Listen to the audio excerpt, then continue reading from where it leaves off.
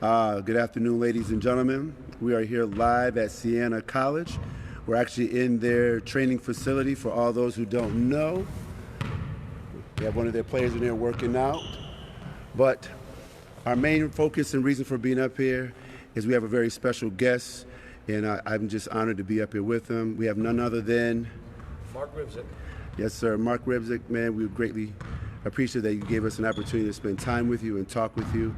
Why don't you tell the folks out here, a little bit about your history and what got you to, where you're at today as a basketball coach? Well, I think the most important thing is my father was a basketball coach. And when you're young, you have no direction in life. All you know is you want to play. And, being a high school player, a college player, and someone who I thought, had done some pretty good things, I thought I'd be a professional player, but got hurt. I broke my foot in two places, fractured in two rib ligaments, tore tendons, had nerve damage, and it took me 5 years to come back. And then you realize after that, nobody wants you. So then, it's just you stay with the love of the game, and it is how can I be involved? And at that time, my father was the high school coach at Plainville High School. So I actually was just started going in just to work out myself, and before you know it, you watch the kids and you can teach them, and you start teaching them before you know it, you're coaching. And then going through that process, I knew that wasn't the level I wanted because of I knew what I did to get to be a player and the perfection that I wanted to put upon myself, and I needed a group that was a little more dedicated in a higher level. And so I wanted to get into college coaching, and what I did is hung around Howie Dickerman's program at Central Connecticut as much as I could, because I knew when he got the job there that he would be successful, just through that leading by example and the hard work that he displayed, and then getting the players to do the right things. And shortly after that time, we won the championship in the year 2000, and that year was dedicated to my father, who had passed away that year. And Howie had made me a part of the program, and I cut the nets down that won the championship. We went to the NCAA tournament, played Iowa State. And the year after that, I got a job at the University of New Haven, working for Jay Young, who's the head coach at Fairfield now. And my first year there was the first winning season there in 10 years. And the second year there, we went to the second round of the NCAA tournament. And then the next year, just went to the NCAA tournament. And so I knew that this was what I wanted to do. And now I just had to, get my claws into the college coaching. Shortly after that, I was able to get the interim head job at Southern Connecticut, and I did that for a couple of years, and we weren't that good, but I didn't have the ability to offer scholarships. By the way, I remember that when you was down in Southern, just again to tell you thank you for allowing me to bring some of my players from my AAU team to come down and watch one of you guys' practices. I have never forgotten that, and I really appreciate that. Well, I appreciate anytime you can have your friends come around and you can teach them, or they can be supportive of you, I mean, it's a great thing. And I thought, especially I thought we had great practices. We practiced hard. Unfortunately, I had a team of walk-ons, and that year, I think the Northeast 10 was the best Division II league in the country. There were 4 teams ranked in the top 20, and there was another team there was 4 teams in the top 10. Another team in the top 20, and Lemoyne beat Syracuse that year. So there was a very, very, very competitive. And then from there, I went to CW Post, that's Long Island University Post.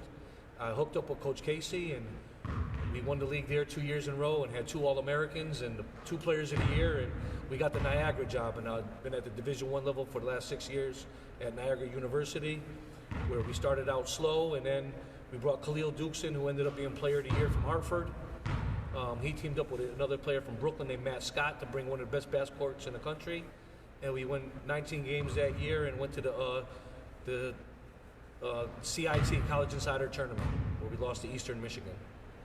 And then, unfortunately, after that, I got cancer. So. Well, speaking of getting cancer, sir, a lot of people out there, at least from my part of the world, don't know a lot about how you went through all of that, and if you can briefly tell everybody what happened, what was going on, and how you beat it. Well, it started in Division I. You have workouts in the summer. In July, we were doing workouts, and I always stayed after and worked the guys out extra. Mostly everyone has seen it, especially with Khalil, because me and him, just became a duo partner that we worked out every day. That was our thing. And so the new young guys coming in, I tried to do that with, but I realized that physically I couldn't do it. So I was starting to have problems with my back. Right after that, I had to go to Orlando recruiting, and I told my boss that I didn't know if I could do it because I didn't think I could watch game after game after game with my back. He said, just go do as much as you can.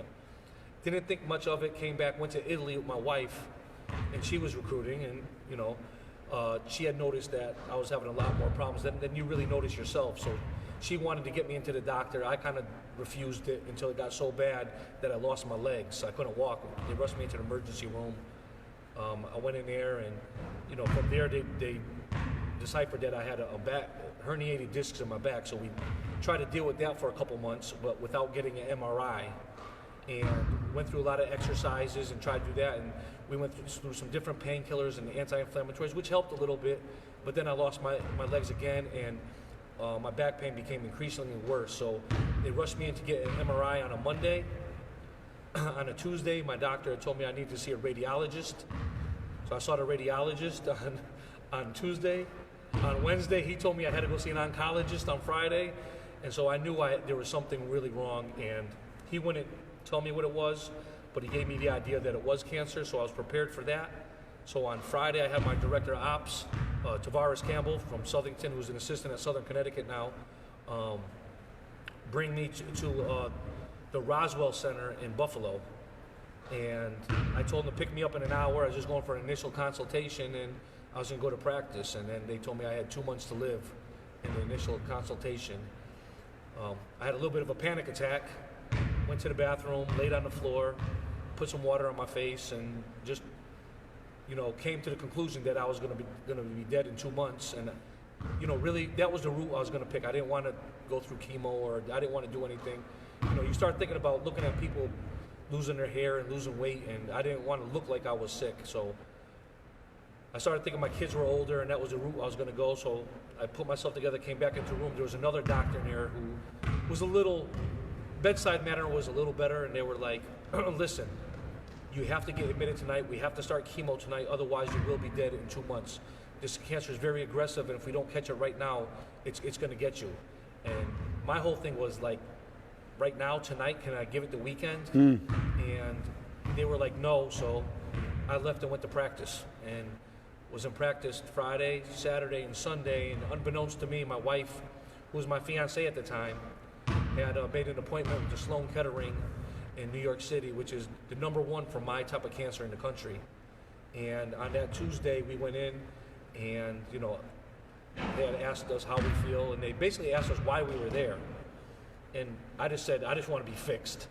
And I hear you. They really liked that answer, and they said that, listen, you're not going to die today or tomorrow. If you get in here in the next week, we will save you. And your cancer is very, very aggressive, but our treatment is just as aggressive. And if you're willing to give up a year of your life, then we will cure you. And that was kind of what I wanted to hear. And they had a whole team of doctors, and it took a lot of a fight, because you do start going through chemo, and it does really wipe you down. And at the time, I couldn't walk, and I couldn't get to the bathroom, and I couldn't shower by myself or anything. And you lose all your hair, and I lost 50 pounds. And now you look like a cancer patient, and you feel like one, and you have to go through the fight like that. At the end of chemo, you think you're going to get better, but it's actually, you feel worse. Very hard to get out of bed, sleeping about 21 hours a day. And at that point, I was also on Oxy for 9 months. And it's a struggle to get by. Shortly after that is when the fight begins, because that's when you consciously make the decision, I'm going to beat this and I'm going to come back. And then, what I really did is forced myself into the gym. And once I started feeling stronger, then it was like, all right, I could beat this now. Now it's time to win.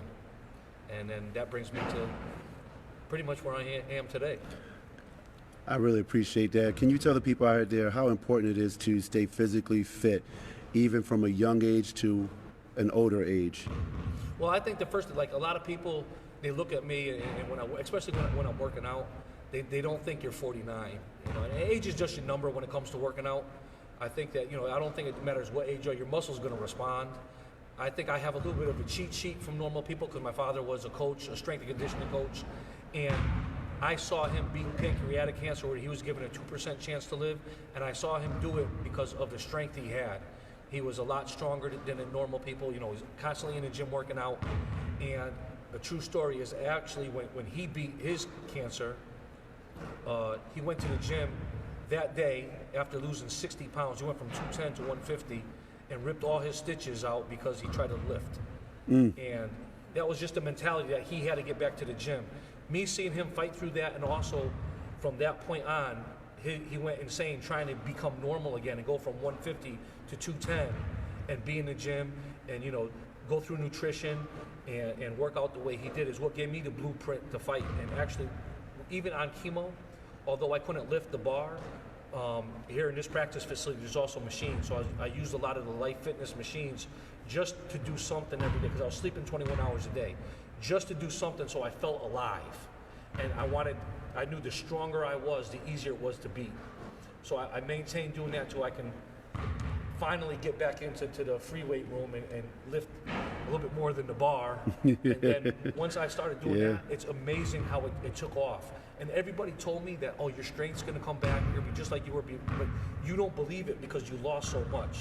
Prior to going in, I was benching 350 pounds, and I was 240 myself. To going under 200 pounds as my body weight, not being able to bench much more than the bar.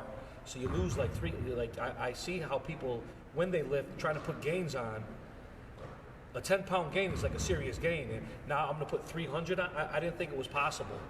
But I'm almost back to where I was, and, you know, all because I stayed with a program while I was going through chemo, and once I started getting stronger, it was the only, I couldn't work, and there wasn't much else I could do, so my only focus was to get my strength back, because the stronger I was, the better I was gonna beat this. And, you know, when my hair grew back and I started putting on more weight, I put back the 50 pounds I lost on.